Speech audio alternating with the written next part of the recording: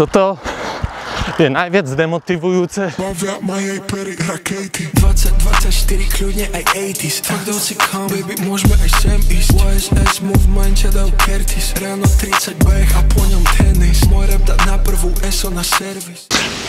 Takže vás vítam pri novom videu. Toto video natáčam vonku z dôvodu toho, že nám celkom pofúkuje vietor a mne došli nové mikrofóny, takže chcem sa ich pokúsiť otestovať. Sú to DJI Mic Mini, hodím vám sem aj nejaký unboxing, ktorý sa mi podarilo natočiť.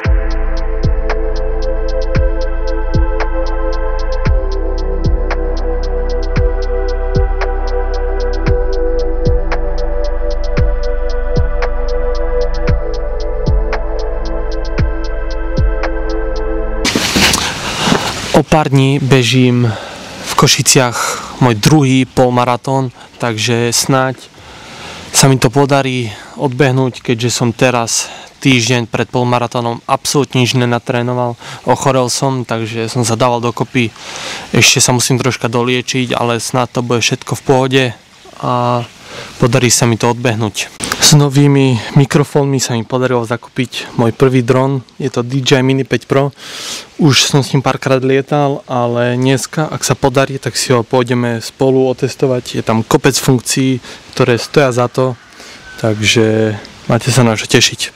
Aktuálne si balím veci na polmaratón, takže nejaké trička, kraťase, akorát čo som pozeral počasie, tak tam má byť 8 stupňov, čo je celkom málo a v termoprádle alebo podobne sa mi nechce behať, takže ešte uvidím, jak to vymyslím. Zbalil som si aj nejaké energetické gély, energy shoty a podobne. Ten energetický gel, to ešte musím porozmýšľať, či si vôbec dám, lebo minulé, keď som si ho dával, tak mi to nie úplne dobre sadlo na žalúdok, takže keď nie ste na ňo zvyknutí, tak vám to môže skôr uškodiť, ako pomôcť. To ešte si veľmi dobre musím premyslieť, či si to dám alebo ne. Som späť z Košíc, absolvoval som svoj druhý polmaratón.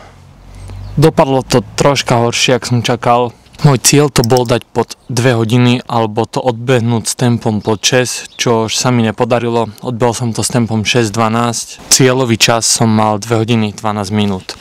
Takže nič sa nedá robiť. Do tretice snáď sa mi to podarí. Po tomto polmaratóne som sa už odhovoril, že do tretice chcem dať celý maratón, lebo tento mi dal fakt zabrať. Už ku koncu som mal extrémne krče v nohách, čo už proste chcel som zrýchlovať, ale už sa to nedalo.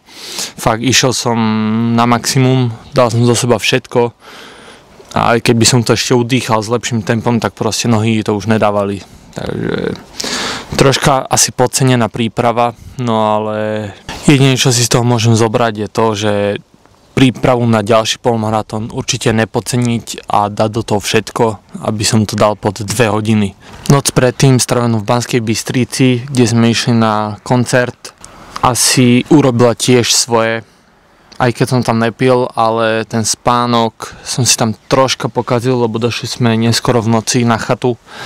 Okrem toho si myslím, že som spravil všetko tak, jak som mal. Mal som troška viacej dať do toho tréningu, ale s tým už nespravím nič. A preto, aby som prípravu na svoj ďalší polmaratón nepodcenil, tak začínam s prípravou už teraz. Začnem si troška dávať dokopy aj stravu. A proste potrebujem ísť aj s váhou dole, ktorá hrá veľmi veľkú rolu v tom behu.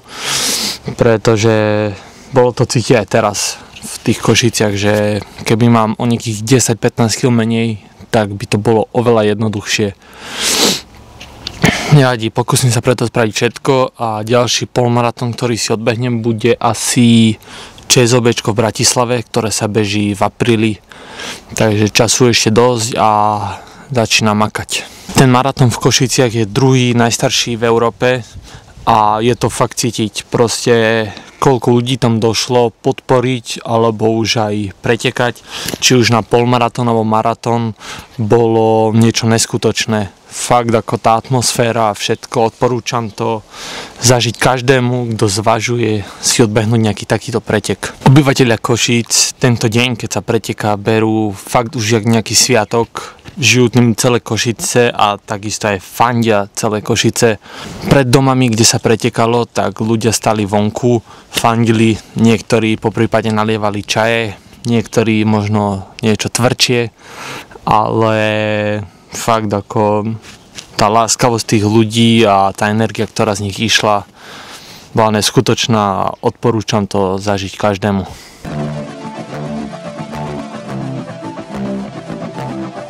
Takže odišli sme na Pesnickú babu otestovať môj nový dron. Je to DJI Mini 5 Pro.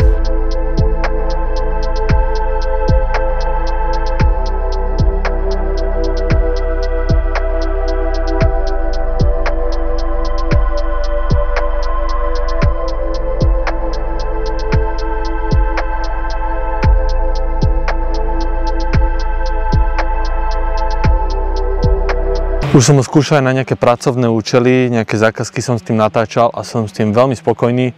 Na to, že to je mini, tak má do 250 gramov a bál som sa, že bude troška problém s tým vetrom, ale čo sa čudujem, tak vietor zvláda dosť dobre.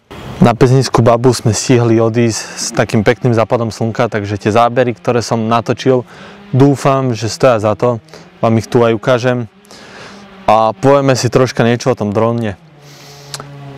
Tým, že už je to tá nová generácia, tak má tie LiDAR skenery vpredu a s týmto dronom je v podstate nemožné skoro nabúrať.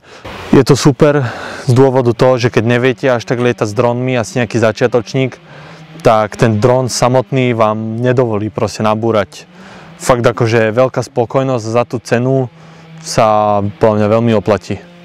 Tým, že to je Flymore Combo, tak sú k tomu 3 batérie a kopec ešte ďalšieho príslušenstva ohľadom nejaké náhradné vrtule, ND filtre, sú tam 3 a je k tomu ešte taška. Doba letu je nejakých 35 minút na jednu baterku, čo som sa bál, že bude málo, ale úplne bohate to stačí. Teraz, čo sme s tým lietali, tak mám v tom prvú baterku a som ešte furt na nejakých 35%, čo je úplne že postačujúce aj na nejaké zákazky a takto.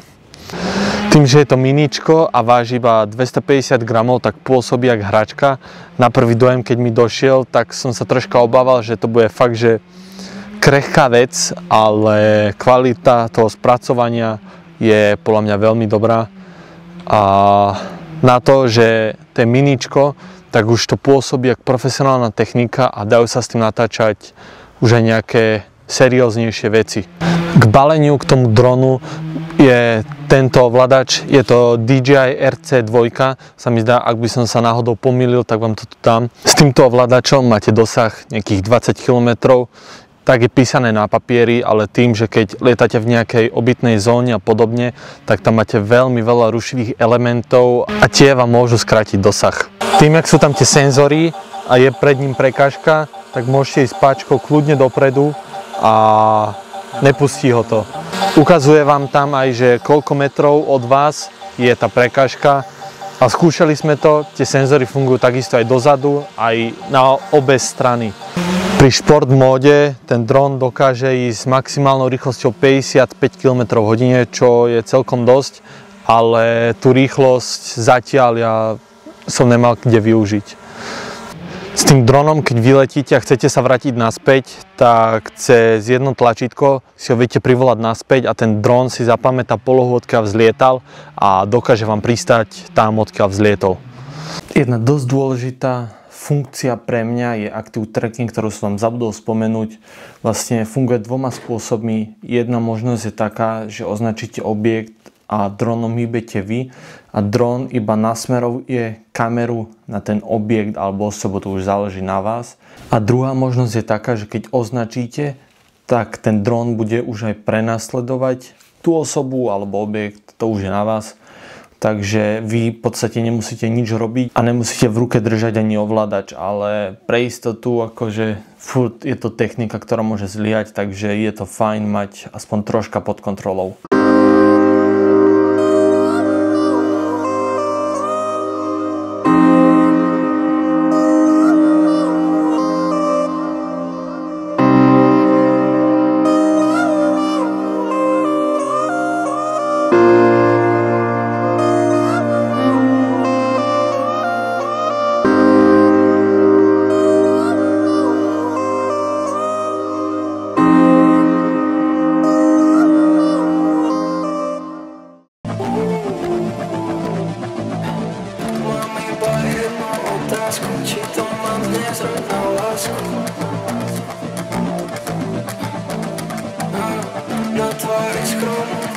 Máme tu konečne prvý beh po polmaratone, už som to nejak zregeneroval a idem si zabehať nejakých 8 km s tempom možno okolo 6, takže ideme na to. Tento beh bude konečne už troška lepšie natočený, lebo mám tu kameramana na bicykli, takže už to má nejakú tú úroveň.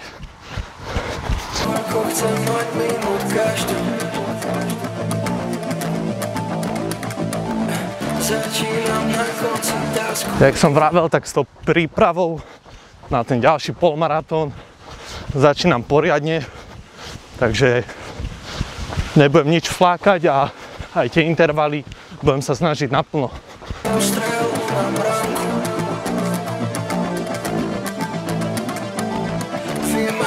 Toto kto môže povedať, že má kameramana?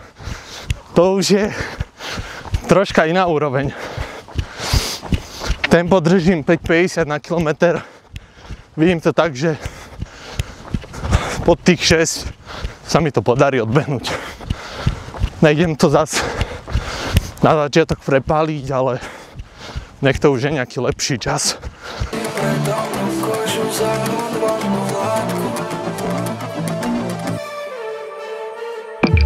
Mám iba jednu otázku, či to mám dnes hrať na lásku. Na tvári z chromu mám masku, koľko chcem mať minút každú. Máme skoro 2,5 km za sebou. Tempo furt držím pod 6, takže ide všetko podľa plánov. Začínam na konci tásku, vždy priamo strelou na branku.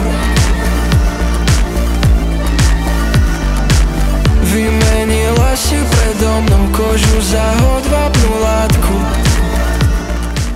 3,5 km za nami. Tempo mi troška kleslo na 6,15, ale nevadí. Tých 8 km chcem odbehnúť, aj keď to bude troška nižšie tempo. Dávaj pozor na retarder. Aj keď bude troška nižšie tempo, ale to nevadí. Ideme doľava. Zdravím všetkých fanúšikov Olivera Janka a neviem čo. Zoberiem ťa, sadni. Čau. Takže aj toto sú tie dôvody, prečo to tempo troška klesá. Teraz kleslo to tempo na nejakých 6-16, ale nevadí. Odbehnem tých 8 km a som spokojný. Troška chytám krč z ľavého lítka, ale snáď to nejak vydržím. Dobre, máme 4, otočíme to. Toto je najviac demotivujúce, bežať jedným smerom a potom sa otočiť a bežať tou istou trasou naspäť. Tak na čo sa hádajú s nami, keď sami dobre vedia, že není o čom. Ich názory poctivo píšem do poznámok, ktoré odkladám na potom. Vážim si seba, svoj čas. Takže mám odbehaných 8 km. Nepodarilo sa mi to s tempom po 6, bolo to 6 niečo, vám to sem hodím a myslím si, že na naštartovanie takto po polmaratóne určite fajn a pokračujeme potom opäť niektorý deň v tréningu.